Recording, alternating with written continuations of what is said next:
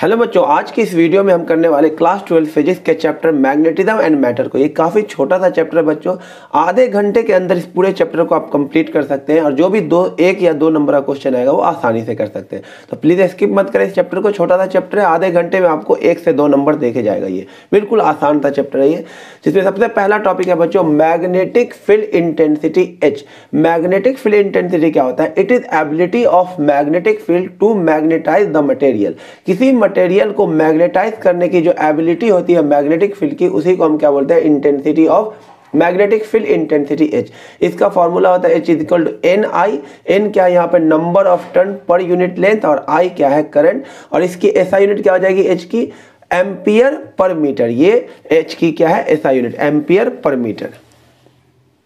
Next topic है बच्चों magnetic permeability. Magnetic permeability क्या होता है बच्चों? म्यू से डिनोट करते हैं। It is measured of extent to which material can be penetrated और परमिटेड बाय मैग्नेटिक फील्ड। मतलब जिस मटेरियल का मैग्नेटिक परमिएबिलिटी ज्यादा होगा वो मैग्नेटिक फील्ड को ज्यादा परमिट करेगा अपने अंदर से पेनिट्रेट करने के लिए। जैसे मैंने यहाँ पे 2 मटेरियल लिया, अगर इस मटेरियल का म्यू आर क्या होगा? म्यू अगर ज्यादा हो, इसका म्यू ज्यादा हो और इसका म्यू क्या हो? कम, तो ये मटेरियल अपने अंदर से मैग्नेटिक फील्ड को परमिट होने देगा, यानी पेनिट्रेट होने देगा। तो इसकी परमिटिविटी क्या, परमिएबिलिटी क्या हो गई? ज्यादा।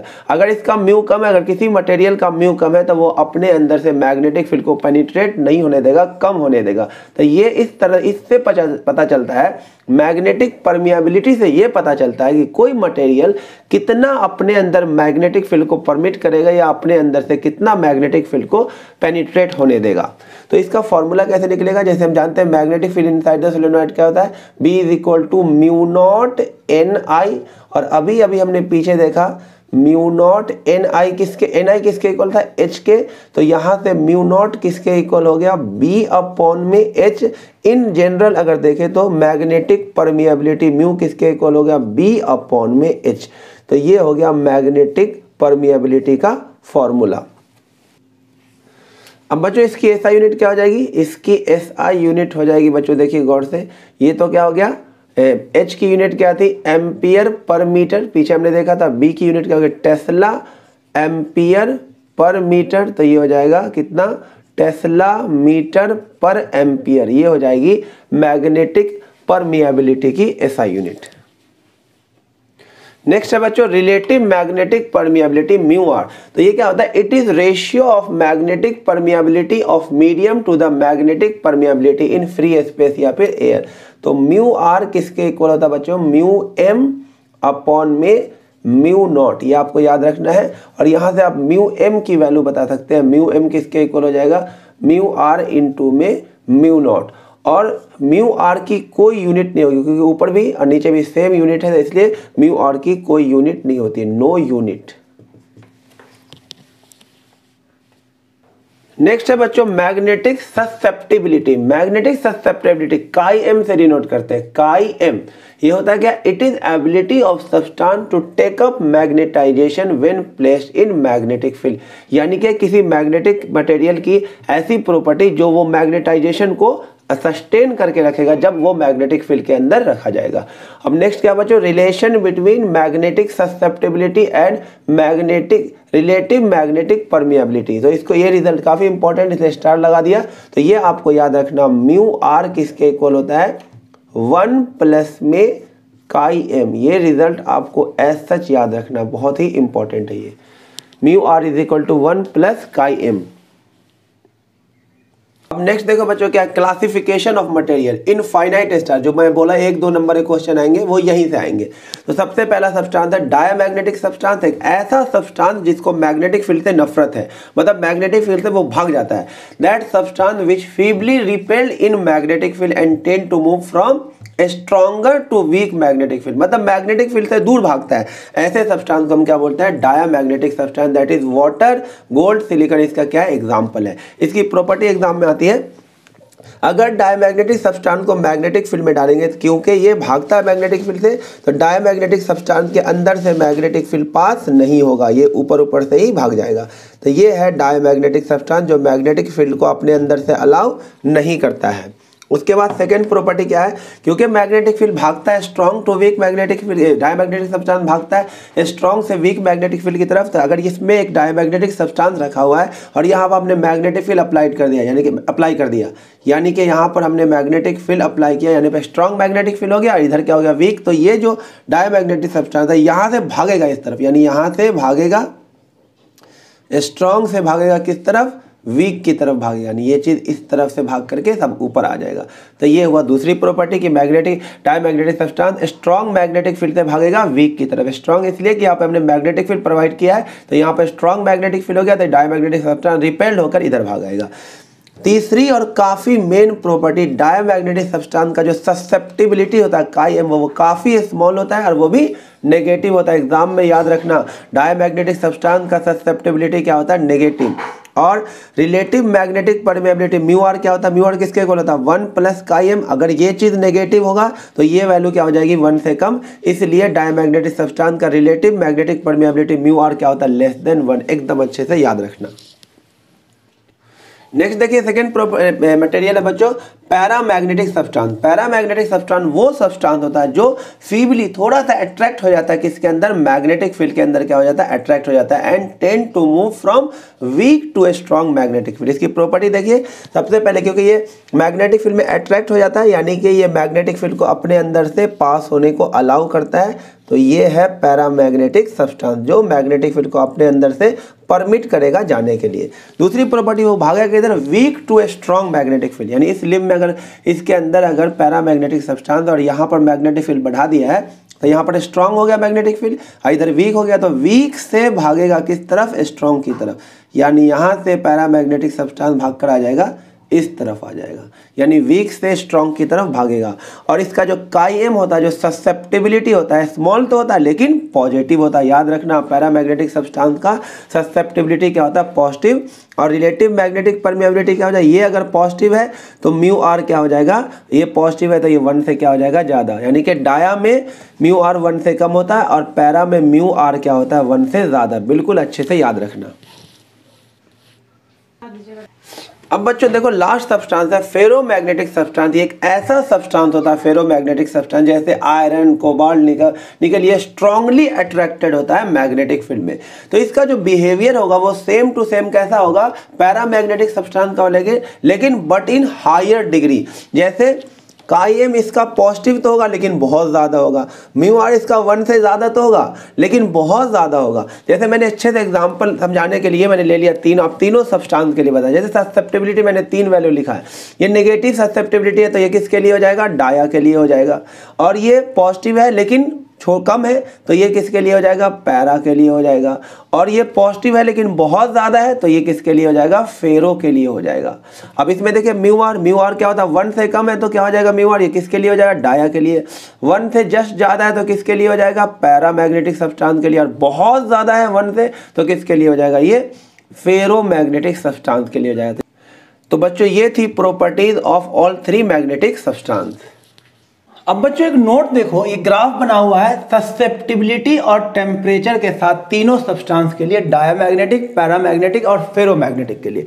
तो याद रखना डायमैग्नेटिक सब्सटेंस का जो ससेप्टिबिलिटी होता है वो टेम्परेचर पे डिपेंड नहीं करता है, क्योंकि डायमैग्नेटिक सब्सटेंस का ससेप्टिबिलिटी नेगेटिव होता है तो यहाँ से, और टेम्परेचर पे डिपेंड नहीं करता तो क्या होगा, स्ट्रेट लाइन। याद रखिए इसकी ससेप्टिबिलिटी नेगेटिव होगा इसलिए ओरिजिन के नीचे आया।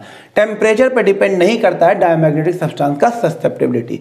और पैरामैग्नेटिक सब्सटेंस की जो ससेप्टिबिलिटी होती है वो टेम्परेचर क्या होता है, इनवर्सली प्रोपोर्शनल। तो इसका ग्राफ बनेगा बच्चों ऐसे।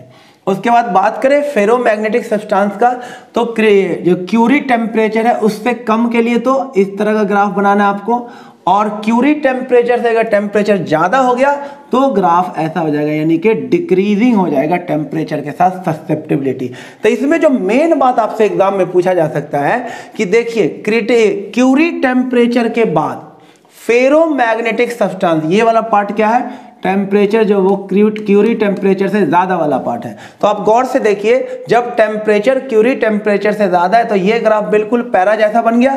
तो आपसे पूछा जाएगा कि टेम्परेचर जब क्यूरी टेम्परेचर से ज़्यादा हो जाता है तो फेरोमैग्नेटिक सब्सटेंस किस में कन्वर्ट हो जाता है, तो आपका जवाब होगा किस में, पैरामैग्नेटिक सब्सटेंस में कन्वर्ट हो जाए। देखिए टेम्परेचर जब क्यूरी से ज्यादा होगा तो ग्राफ बिल्कुल ऐसा हो गया, डिक्रीजिंग बन गया टेम्परेचर के साथ, तो फेरो कन्वर्ट हो जाएगा किसमें, पैरा में।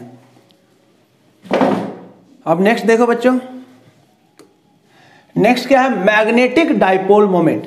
मैग्नेटिक एक करंट कैरिंग कॉइल है, सर्कुलर कॉइल, इसमें करंट आई है, इसमें करंट क्या है, करंट आई है, इसका रेडियस आर है, इसका नंबर ऑफ टर्न एन है। तो इसका जो मैग्नेटिक डाइपोल मोमेंट होगा एम, वो डायरेक्टली प्रोपोर्शनल होगा आई के, डायरेक्टली प्रोपोर्शनल होगा नंबर ऑफ टर्न्स के, और डायरेक्टली प्रोपोर्शनल होगा magnetic dipole moment, directly proportional होगा किसके, एरिया के। तो एम किसके प्रोपोर्शनल हो गया, एन आई ए के, प्रोपोर्शनलिटी का साइन हटाएंगे, कांस्टेंट आ जाएगा के एन आई ए, के की वैल्यू एस आई में हो जाएगी 1, तो मैग्नेटिक डाइपोल मोमेंट का फॉर्मूला आ जाएगा एन आई ए। एन आई ए एक करंट कैरिंग सर्कुलर कॉइल का मैग्नेटिक डाइपोल मोमेंट क्या होता है, एन आई ए। क्यों होता है इसके पास मैग्नेटिक डाइपोल मोमेंट, क्योंकि इसके पास दोनों पोल है, नॉर्थ पोल भी है और साउथ पोल भी है। जब करंट एंटी क्लॉकवाइज होता है तो ये किस तरह बिहेव करता है, एज अ साउथ पोल, और जब करंट एंटी क्लॉक, इसी को आप उधर से देखेंगे दूसरे तरफ से, तो इसमें करंट हो जाएगा एंटी क्लॉक। तो एंटी क्लॉक के केस में ये किस तरह बिहेव करता है, नॉर्थ पोल की तरफ। तो इस करंट कैरिंग कॉइल के पास दोनों पोल होता है, नॉर्थ पोल भी साउथ पोल भी, इसीलिए उसके पास क्या होता है, मैग्नेटिक डाइपोल मोमेंट एन आई ए। और इसकी एसआई यूनिट क्या हो जाएगी, इसकी एसआई यूनिट हो जाएगी बच्चों कितना, करंट के लिए एम्पियर, एरिया के लिए मीटर स्क्वायर, यानी मैग्नेटिक डाइपोल मोमेंट की यूनिट हो जाएगी एम्पियर मीटर स्क्वायर।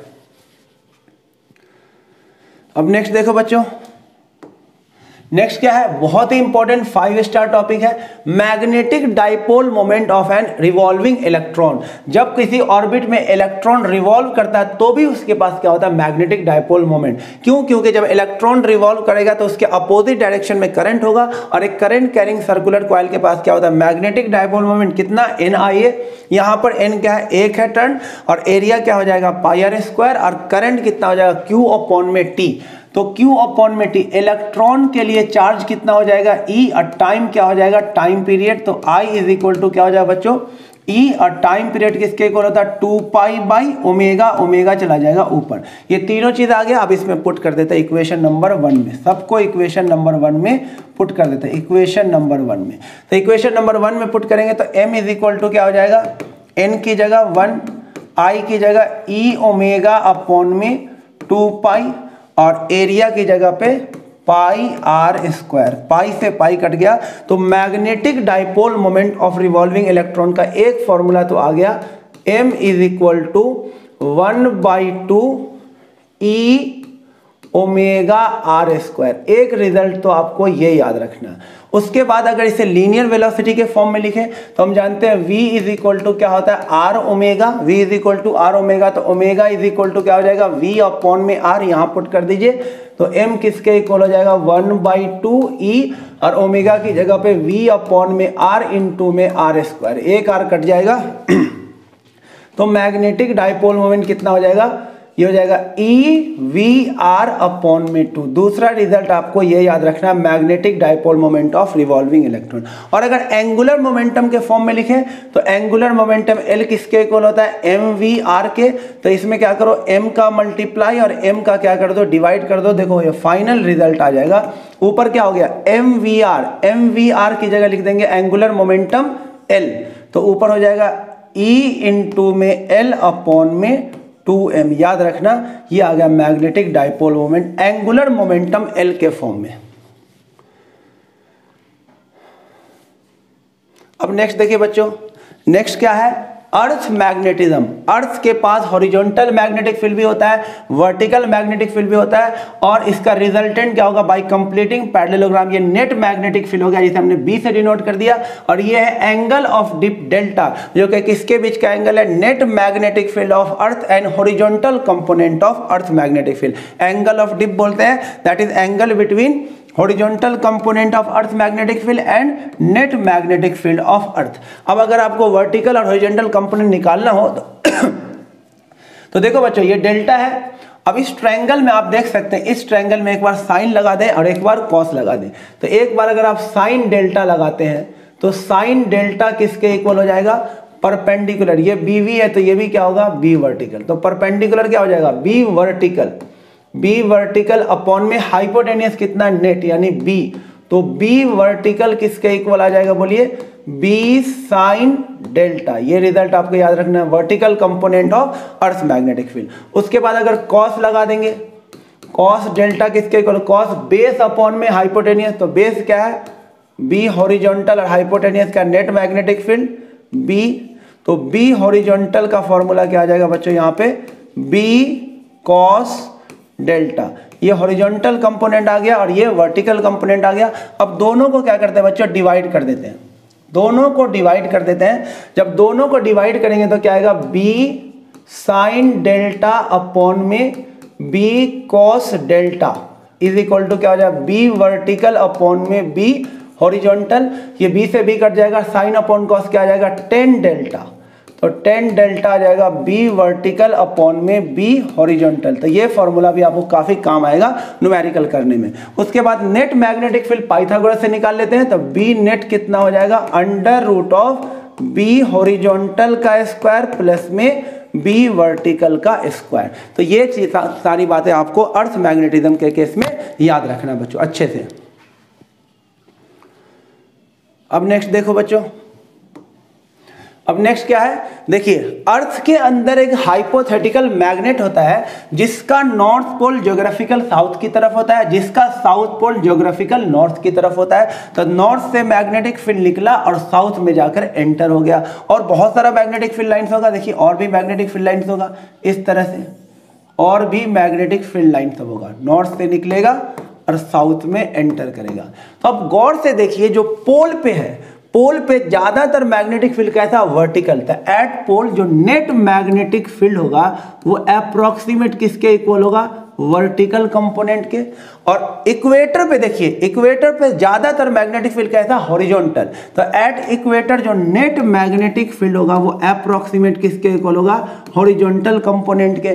तो आपसे पूछा जाएगा इक्वेटर और पोल पे एंगल ऑफ डिप कितना होगा। तो देखिए बी, अभी हमने ये बी और B वर्टिकल हमने अभी अभी ड्राइव किया, पीछे देखिए B वर्टिकल किसके इक्वल है, B वर्टिकल है B साइन डेल्टा। तो B वर्टिकल की जगह लिख दें B साइन डेल्टा, B से B कट जाएगा तो साइन डेल्टा की वैल्यू आ जाएगी 1, और साइन 1 कितना कब होता है, 90 डिग्री पे, यानी एंगल ऑफ डिप कितना हो जाएगा 90। तो याद रखना at pole angle of dip कितना होता है 90 डिग्री। अब बात करते हैं इक्वेटर पे। तो इक्वेटर पे नेट मैग्नेटिक फील्ड किसके इक्वल होता है, हॉरिजॉन्टल के। तो B इज इक्वल टू क्या हो जाएगा, B कॉस डेल्टा। ये हमने पीछे अभी देखा, देखिए B हॉरिजॉन्टल किसके इक्वल है, B कॉस डेल्टा। तो B कॉस डेल्टा के इक्वल लिख दिया, B से B कट जाएगा तो कॉस डेल्टा किसके इक्वल हो जाएगा 1 के। और कॉस 1 कब होता है, जब डेल्टा कितना हो जाए 0 डिग्री। तो एंगल ऑफ डिप कितना हो गया 0। तो पोल पे एंगल ऑफ डिप होता है कितना 90, और इक्वेटर पे एंगल ऑफ डिप क्या होता है बच्चों 0 डिग्री। ये आपको एकदम अच्छे से याद रखना है।